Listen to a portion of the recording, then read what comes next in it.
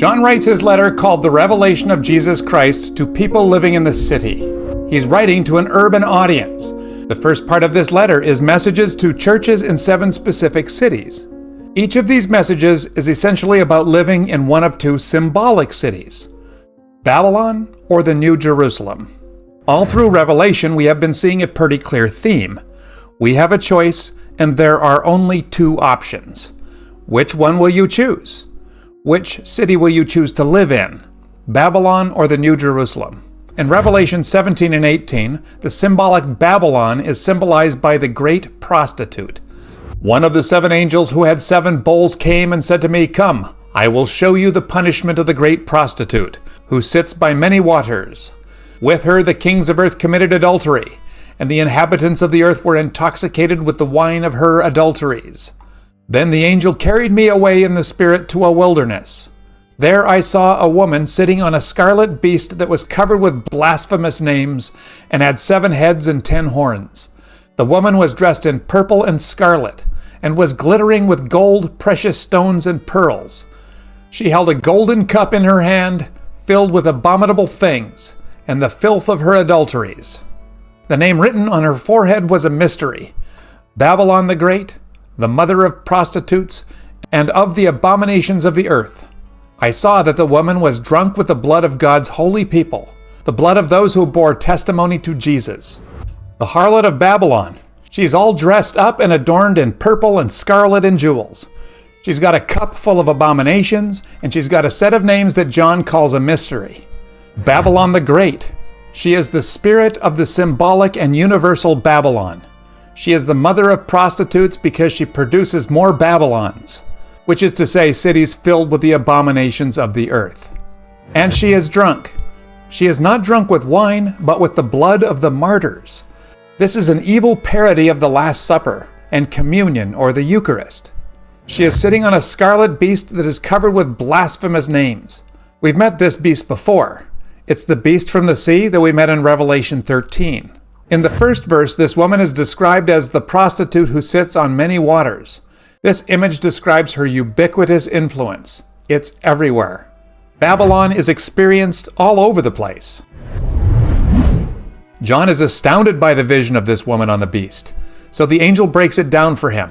When I saw her, I was greatly astonished. Then the angel said to me, "Why are you astonished?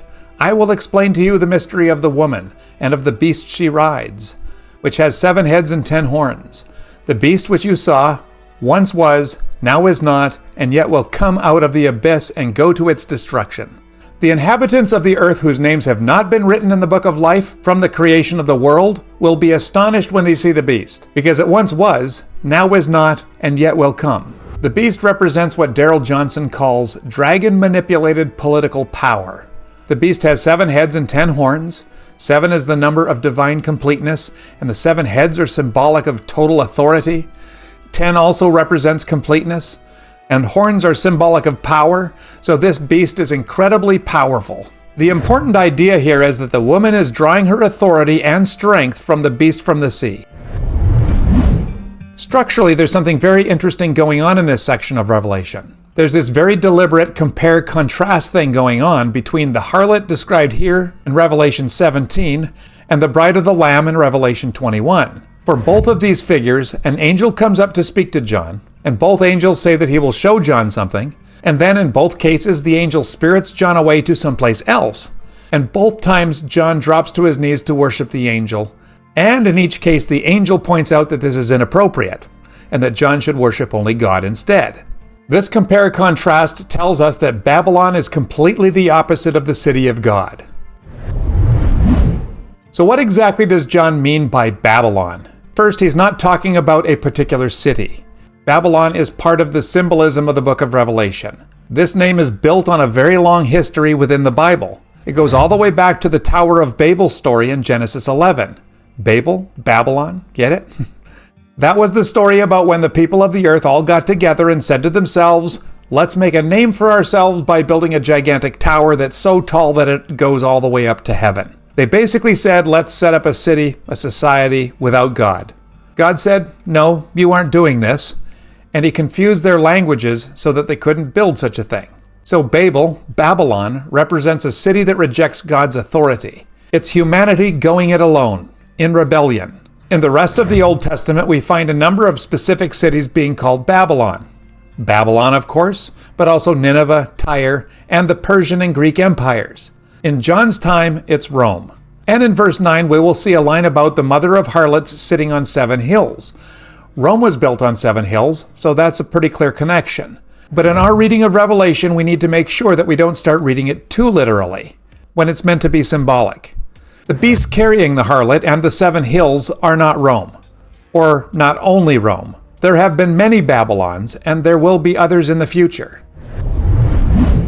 Before we deal with verses 9 to 14, I want to show you what ultimately happens to Babylon.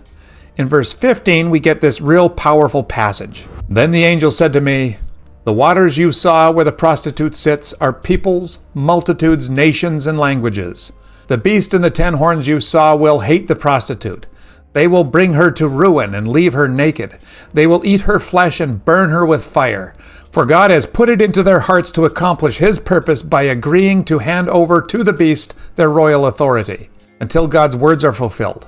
The woman you saw is the great city that rules over the kings of the earth." So the woman Babylon is being carried by the beast, and she's drawing from it all her power and strength. And the beast will turn on her and consume her. Evil turns on evil. Evil destroys itself. Johnson says it wonderfully. Evil self-destructs. God has made it that way. Birds fly in the air, fish swim in the water, human beings worship someone or something. Evil turns on itself. Anything that draws authority from anything other than the living God is doomed. Now let's take up that tricky text, starting in verse 9. Verses 9 to 12 of chapter 17 might be the most complex passage in the whole book. Let's start by reading it. The angel continues to address John. "This calls for a mind with wisdom. The 7 heads are 7 hills on which the woman sits. They are also 7 kings. 5 have fallen, 1 is, the other has not yet come. But when he does come, he will remain for only a little while. The beast who once was, and now is not, is an 8th king. He belongs to the 7 and is going to his destruction. The 10 horns you saw are 10 kings who have not yet received a kingdom, but who for 1 hour will receive authority as kings along with the beast." So we've got 7 kings, 5 have fallen, 1 is, the other is yet to come, and the beast himself is an 8th. There are 3 possible ways to understand this. The first way is to treat them as the 7 great kingdoms of the ancient world that played a role in biblical history. So then the fallen ones would be Egypt, Nineveh, Babylon, Persia, and Greece. The kingdom that is, well, that would be Rome. And the 7th one that is yet to come, well, that one's a little less clear. None seem to fit the bill, or too many of them do. The 8th kingdom, the Antichrist kingdom, would be that of the beast, and again, it's unclear. What might that mean? The second possibility is to treat the 7 kings as the 7 great kings of Rome. The problem with that is, if you do it this way, then Nero is the one that is, and he isn't. Christian tradition, anyway, has John writing Revelation after Nero. So maybe we need to start with Jesus' birth.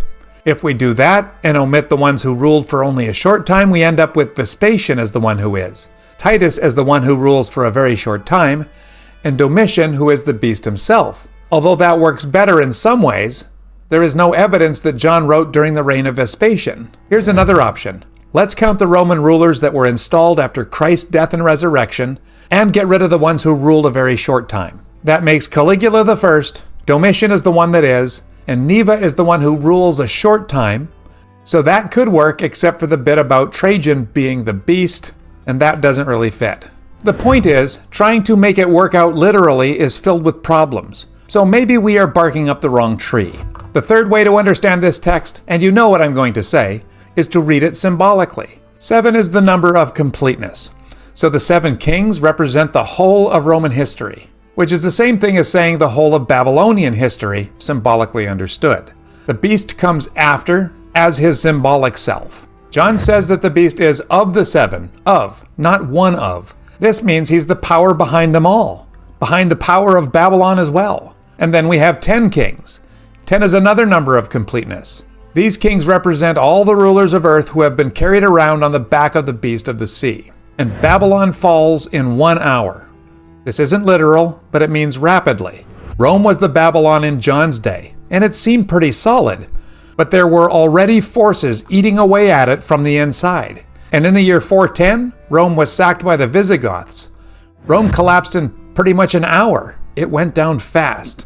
So the 10 kings of the beast are 10 kings who have not received a kingdom, but they receive authority as kings, but only for an hour. John will use the 1 hour phrase 3 more times in this section. It means a short time. Once the way of the beast gets into a city or kingdom or nation, it will necessarily turn against the kingdom of the Lamb. They have one purpose and will give their power and authority to the beast. They will wage war against the Lamb, but the Lamb will triumph over them because he is Lord of lords and King of kings, and with him will be his called, chosen, and faithful followers. These kings will gather to wage war against the Lamb. They reject the authority of the Lamb, and as there is no other choice, they turn over their authority to the beast. They are not interested in the King of Kings, and so they resist him. But you can see what happens, right? The Lamb wins. It's that simple. And do you see why he wins? Just because of who he is. He doesn't use superior weapons. He doesn't have more or better trained soldiers. He triumphs simply because he is the Lord of Lords and King of Kings. You can see how this would have been a comfort to those living under the pressure of the empire. They didn't need to be afraid of Rome. And we don't need to be afraid of governments in our day that will have turned their power and authority over to the beast. The Lamb is victorious. It's as simple as that. Now let's turn to chapter 18.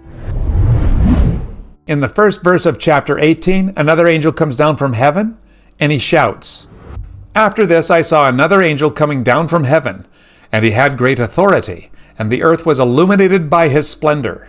With a mighty voice he shouted, 'Fallen, fallen is Babylon the Great.'" Then the angel says a lot more stuff that goes through all of chapter 18 on into 19. You can read the whole thing on your own, but here's a sample. "When the kings of the earth who committed adultery with her and shared her luxury see the smoke of her burning, they will weep and mourn over her. Terrified at her torment, they will stand far off and cry, 'Woe! Woe to you, great city, you mighty city of Babylon! In 1 hour your doom has come.'" The theme of this song is that Babylon is always falling. So it's a really big deal if your city or nation is aligned with the Lamb or the beast. But it's not always as obvious as one might think which one it's working for.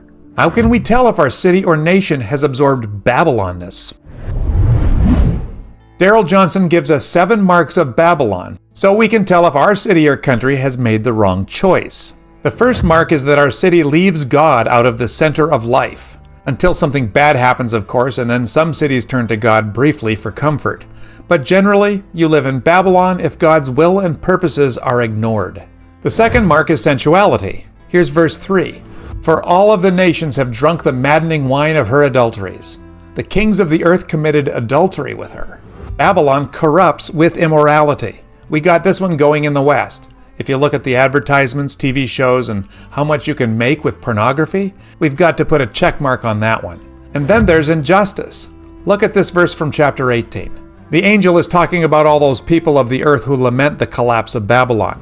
"The merchants of the earth will weep and mourn over her because no one buys their cargoes anymore. Cargoes of gold, silver, precious stones and pearls, fine linen, purple silk and scarlet cloth, every sort of citron wood, and articles of every kind made of ivory, costly wood, bronze, iron, and marble, cargoes of cinnamon and spice, of incense, myrrh, and frankincense, of wine and olive oil, of fine flour and wheat, cattle and sheep, horses and carriages, and human beings sold as slaves."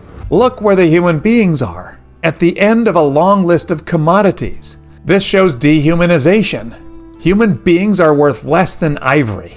The fourth mark of Babylon is in these verses as well, the worship of products and consumer goods. Babylon finds security in its gross national product, and it makes decisions considering only economic growth and the generation of wealth. Fifth, violence. The city or nation finds security in its ability to make war. It uses violence and threats of violence to achieve its political ends. The next is deception and counterfeit. In chapter 17, verse 8, this is how the beast is described. "The beast, because it once was, now is not, and yet will come." This is a deliberate parody of the phrase describing God. as he who was, and is to come. It has been altered also to parody the death and resurrection of Jesus. Babylon thrives on lies and half-truths and imitation, but it is far from sincere. And the last mark of Babylon is idolatry. Human beings have no choice but to worship. We will always orient our lives around something in which we will find our meaning, identity, and purpose. Anything from football to reason to social justice or nationalism. If we get rid of God, we will necessarily put something else in his place. So if, as we went through this list, you realize that you live in Babylon, what are you supposed to do now? There are some instructions in verse 4 of chapter 18. Then I heard another voice from heaven say, "Come out of her, my people, so that you will not share in her sins, so that you will not receive any of her plagues. For her sins are piled up to heaven, and God has remembered her crimes." Come out of her? Okay, but where are we supposed to go? According to Darrell Johnson, it's one of those in but not of situations. It means that while we are in the city, we are not to be of the city. Now this isn't easy. It's why we need each other. That's why we need the Christian community. That's why Jesus gives us revelation to support and focus this community. This book is full of stark contrasts between the city of Babylon and the city of God. The city that is always falling and the city that will never fall. John gives us these sharp images so that the Christian community can see more clearly how to be in the city, but not of it. We are getting close to the end of our discussion on Revelation. This is the last scene in Act 4, but we didn't exactly finish this scene yet. Join me next time when we look at Revelation 19 verses 1 through 10. That's the last scene before the final act. Thank you, and we'll see you there.